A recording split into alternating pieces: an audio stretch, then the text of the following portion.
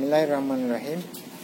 Saudara sekalian, pada diskusi mata kuliah fenomenologi agama di kelompok sosiologi agama 1 dan 3, itu yang dominan muncul dalam diskusi itu adalah tentang toleransi. Toleransi ini tenggang rasa, saling menghargai, saling mengerti antara penganut agama satu dengan penganut agama lain, atau penganut agama satu di dalam agama itu sendiri dengan penganut agama yang di dalam kepada sesama agama. Kalau istilahnya dalam triloginya, trilogi itu apa? Satu, bagaimana kerukunan umat antar umat beragama. Yang kedua, inter umat beragama, dan kerukunan umat beragama dengan pemerintah, ya. Istilahnya dulu trilogi pemerintahan, ya. Oleh karena itu sifat toleransi dalam kehidupan beragama ini akan muncul apabila satu, ingat, kita harus memiliki wawasan pengetahuan keagamaan yang komprehensif. Kalau dalam Islam, harus memiliki kemampuan bagaimana memahami Islam secara teologis, Islam secara filosofis, dan Islam secara sofistik. Dengan memahami teologi, semua teologi aliran kalam dalam Islam, mulai dari Khawarij, Murji'ah, Mu'tazilah, Jabariyah, Qadariyah, ya, Asy'ariyah, Maturidiyah, Bukhara, Samarkand, sampai Ahmadiyah, Sunni, Syiah, dan seterusnya. Oleh karena itu kita harus kuasai semua itu, ya, kuasai semua itu teologi dalam aliran agama, ya, aliran teologi dalam Islam. Yang kedua, kita harus menguasai perkembangan filsafat. Jadi filsafat Islam itu mulai dari Al-Kindi, Al-Farabi ini sudah sampai dengan filsafatnya Mula Sadra, kita akan mengetahui semua bagaimana titik kebenaran yang ada pada situ. Jadi setiap pemikir itu memiliki pandangan tentang Islam secara teologis, Islam secara yuridis, Islam secara ekonomi, dan seterusnya. Itu kita akan memperkaya hasanah pemikiran kita secara filosofi. Yang ketiga, kita harus menguasai pemikiran tasawuf dalam Islam. Bagaimana? Kita harus memahami bagaimana tentang kehidupan orang-orang sufi dalam Islam yang sangat menegasikan hasrat untuk melakukan pelanggaran, apalagi misalnya merusak alam dan seterusnya. Jadi kalau kita sudah memiliki modal yang ketiga aspek tadi, insya Allah kita akan memahami tentang aku punya kekurangan, kau punya kelebihan. Karena itu kelebihanmu menyempurnakan kekuranganku, aku punya kelebihan, engkau punya kekurangan.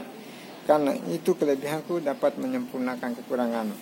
Begitu juga misalnya dari agama Katolik. Agama Katolik itu kalau mau memahami secara umat beragama secara toleransi, dia harus memiliki iman yang kuat sebagaimana yang diajarkan dalam baik kitab Injil yang Old Testament maupun New Testament.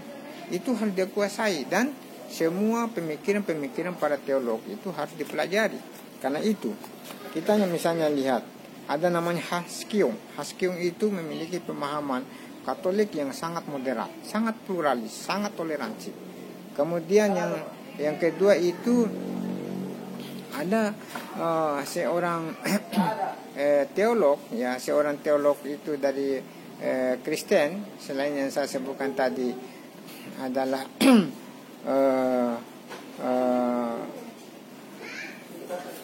siapa pemikir teologi yang sangat toleransif, ya, yang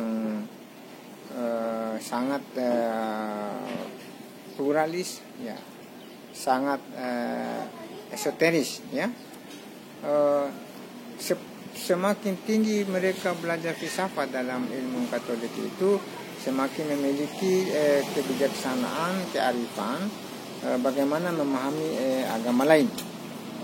Ya, begitu pula di dalam Katolik itu harus belajar tentang mistik.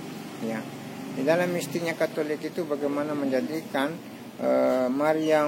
Bunda Maryam Perawan Suci itu sebagai mediasi dalam berdialog dengan Yesus. Misalnya bagaimana dia, kalau kita pakai tasbih, ya, subhanallah subhanallah, kalau mereka itu menggunakan istilah rosario ya. Rosario itu dia sebut Bunda Maryam Perawan Suci, Bunda Maryam Perawan Suci dan seterusnya, kemudian masuk pada wilayah haleluya dan seterusnya.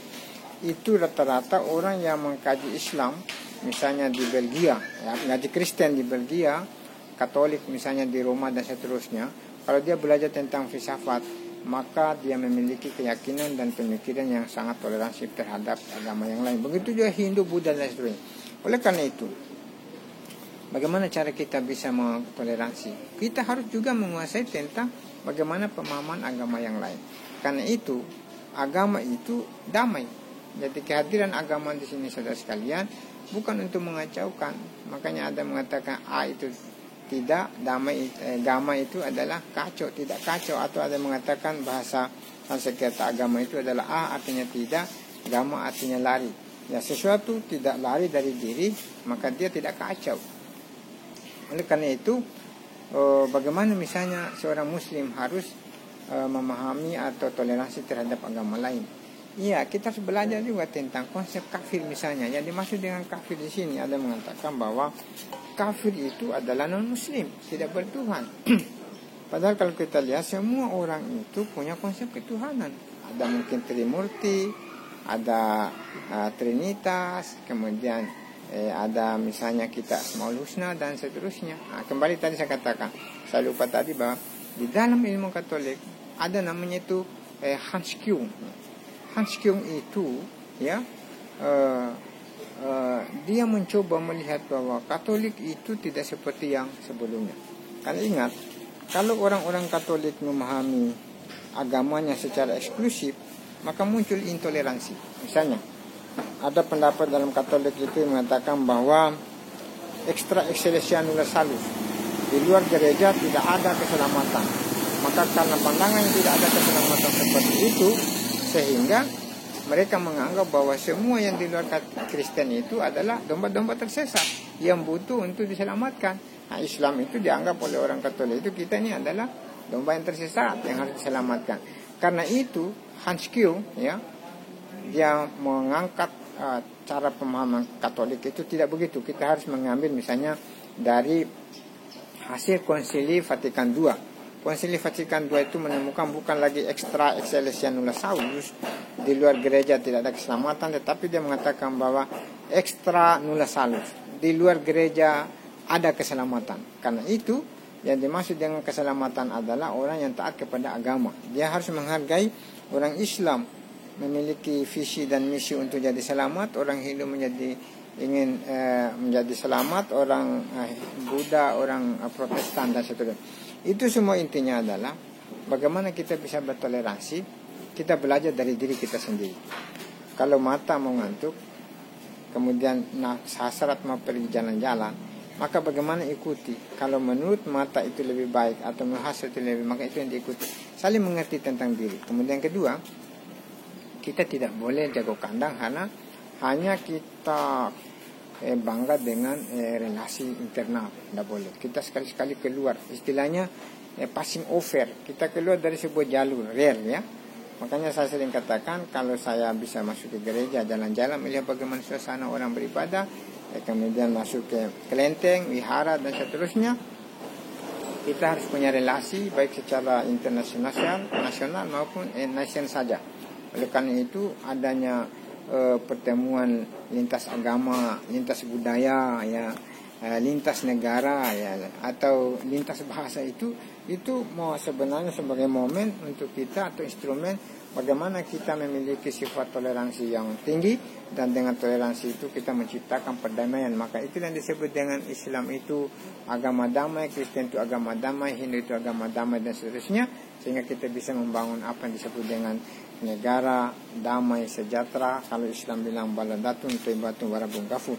Semoga ada manfaatnya untuk kita semua. Mudah-mudahan dapat memberi tambahan wawasan kepada kita. Terima kasih. Assalamualaikum warahmatullahi wabarakatuh.